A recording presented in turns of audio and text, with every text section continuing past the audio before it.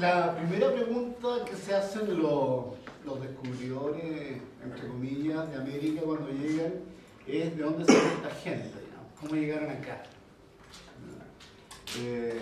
Nosotros sabemos que cómo llegaron, pero en ese tiempo surgen muchas teorías y durante muchos siglos, muchas teorías que ahora denominamos precientíficas. Ahora sabemos nosotros, ¿ya?, que la primera oleada de inmigrantes a América se produce hace aproximadamente 20.000 años por el estrecho de Bering. Homo sapiens sapiens, Homo sapiens modernos como nosotros, es decir, con una estructura biológica, cerebral, ¿ya?, y por lo tanto una inteligencia a la par de nosotros, hoy, digamos, ¿ya? Entonces, estos sujetos pasan, como les digo, esta primera oleada hace 20.000 años, en un puente de tierra que se forma entre lo que actualmente es Siberia y Alaska, ¿ya? Pasan estas bandas de cazadores-recolectores, que son familias extensas, ¿ya?, 30, 40 individuos, con una organización social muy simple, donde la jefatura está básicamente por el prestigio. Pero hay dos elementos que estas bandas de cazadores-recolectores, dos elementos culturales, dos rasgos culturales muy potentes, ¿ya?, que se relacionan entre ellos, que son los que a nosotros nos interesan básicamente tratar hoy. Tienen arte, ¿ya?, hacen arte. El Homo sapiens ya al momento de ingreso a América hace por lo menos 30.000 años que viene haciendo arte. Entre mí, como ustedes ya. O sea, si hay algo que caracteriza al Homo sapiens, es una de las cosas que lo caracterizan culturalmente, es el arte. Jamás se ha dejado hacer arte en ninguna circunstancia, digamos. Junto con el arte hay otro elemento cultural que está íntimamente ligado a esta producción plástica, que es el chamanismo. Pero no se puede hablar del chamanismo sin antes hablar también de algo que es inherente a él, aunque vamos a ver que no solamente la experiencia chamánica se relaciona con este elemento, que son los alucinógenos, ya la sustancia alucinógena. Esta es una estatua, ¿ya?, de Xochipilli, que es una imagen azteca. Xochipilli en náhuatl, que es el idioma, la lengua, digamos, de los aztecas, quiere decir el príncipe de las flores. Y era una deidad que estaba relacionada con la música, con la danza, con la poesía, con aquello que nosotros podríamos denominar desde nuestra occidentalidad moderna arte, en el entendido que ninguna de estas culturas tiene un concepto para lo que nosotros denominamos arte, ¿ya? Todas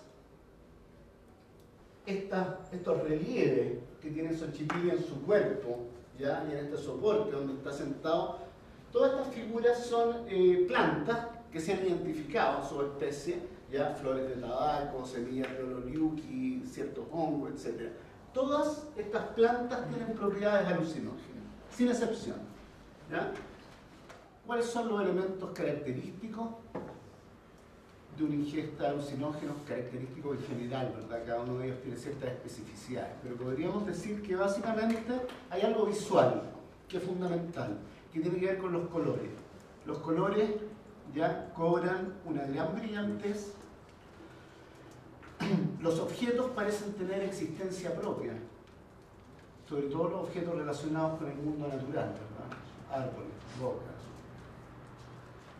Se actúa según normas distintas, porque se está en un espacio-tiempo distinto.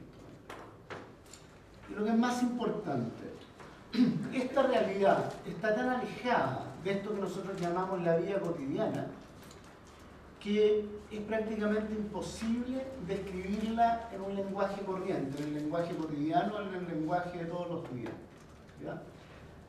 Ante esta imposibilidad, ¿ya?, en que el lenguaje está más allá o más acá de la experiencia. Nosotros estamos un poco desde Wittgenstein en adelante acostumbrados a pensar de que, de alguna manera, o del primer Wittgenstein, que las palabras y el mundo, las palabras y las cosas se reflejan como en un espejo. Sin embargo, hay muchas experiencias de la vida cotidiana para las cuales el lenguaje es insuficiente, ¿ya?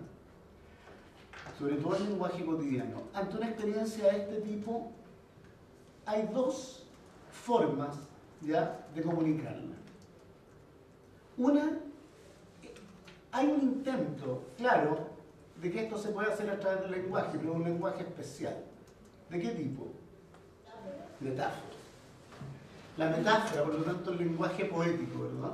Quiero dejar bien establecido la diferencia de paradigma que hay entre el consumo de alucinógenos en nuestra cultura y en las culturas tradicionales, no occidentales, no industriales, como ustedes quieran llamarlo, incluso tribales o hasta primitivas, entre comillas. Los sadhu, básicamente, como parte de su ritualidad, consumen cannabis, ¿ya? ¿Por qué lo hacen? Los sadhus son adoradores de Shiva, esto específicamente, ya uno de los dioses de la Trimurti hinduista. Shiva, cuando lideró alguna vez un gran combate cósmico contra unos demonios universales, se hizo un brebaje, ¿ya?, para darse fuerza. Ese brebaje en sánscrito se llamaba Vijaya, que quiere decir victoria. Y ese brebaje estaba hecho en base a semillas de cannabis. Por lo tanto, cuando los sadhus que adoran a Shiva, ¿ya?, consumen cannabis, ¿qué es lo que están haciendo? ¿Ah? Como adorando a su Dios. Es una forma de adorarlo, ¿verdad? Y además lo que están haciendo es retrotraerse al mito, reviviendo el mito de este combate cósmico. ¿Te das cuenta de que los rituales, lo que hacen siempre, de alguna manera es revivir el mito, traer el mito que es de tiempos míticos, de tiempos atemporales, al presente, ¿te das cuenta? En lo que se hace en una misa, en lo que se hace... Todas las religiones ya tienen sus propios rituales en los cuales actualizan el mito. ¿Ya? Hay otra cosa que hace que este tipo de sustancias sea especialmente importante en estas sociedades.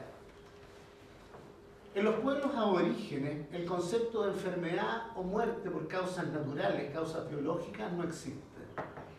¿Ya? La muerte, la enfermedad siempre es por causa de intervención del mundo sobrenatural, del mundo espiritual.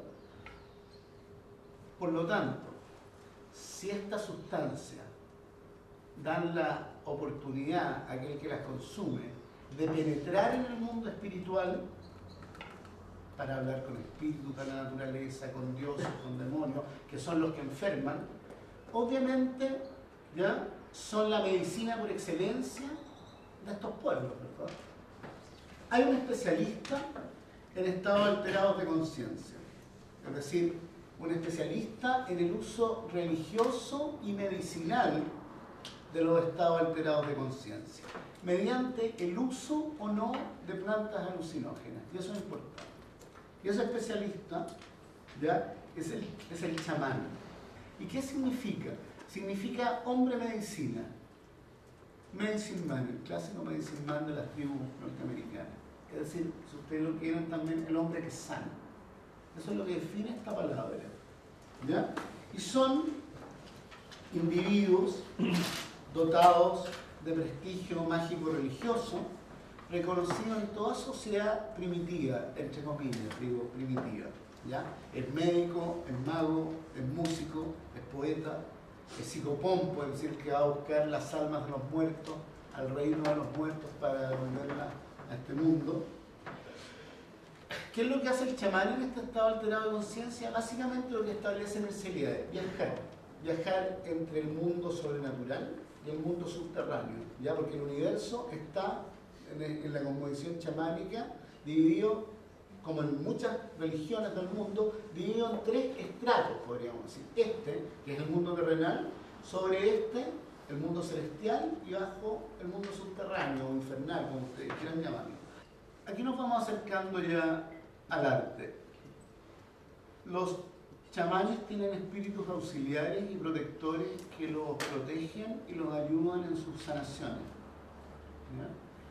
En América pueden haber muchos, pero hay una triada que es clásica y que ustedes van a ver reproducida muchas veces en la iconografía de la América precolombina, que son un felino, una serpiente y un ave. ¿Ya? Estos tres animales están simbólicamente, cada uno de ellos, relacionado con uno de los ámbitos del universo a través de los cuales se desplaza el chamán. ¿Ya? El jaguar con el mundo terrenal, el ave con el mundo, ¿verdad?, celestial, y la serpiente con el mundo subterráneo. ¿Sí? ¿Por qué cura el chamán? El chamán cura porque lo que usa es la eficacia simbólica, la eficacia de la palabra. Entonces el mundo del símbolo ya es importantísimo en este complejo cultural.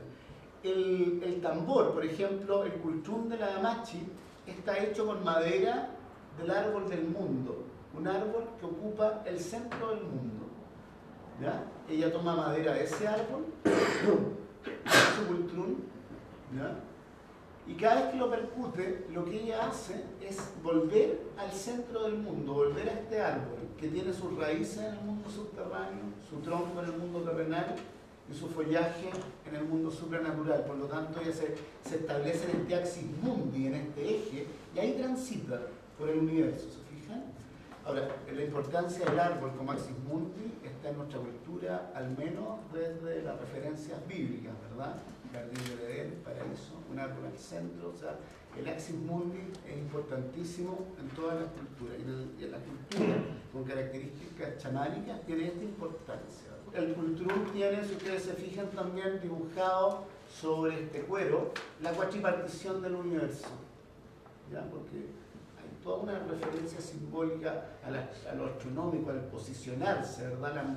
La Machi no solo está en el centro del mundo, ¿ya?, está en el centro del universo, ya se sitúa acá, ¿ya?, donde confluyen las cuatro esquinas del mundo. Mucho del arte, un gran porcentaje del arte precolombino, digamos, prehispánico, tiene esta motivación, que es esta motivación religiosa, ¿ya?, sagrada, si ustedes quieren ampliar el término. Y básicamente lo que hace es ilustrar elementos de las religiones primitivas, antiguas, étnicas, o bien lo que hacen es contactarnos con ese mundo. Por lo tanto, en estas comunidades, el gran artista, primeramente, habría sido el chamán. Entonces, esa es la importancia del arte. ¿Por qué a los arqueólogos nos interesa estudiar sobre todo el arte? Porque el arte nos entrega elementos simbólicos importantes y podemos decodificar un mundo ideacional y salir de lo que es la mera materialidad de estas sociedades, ¿no?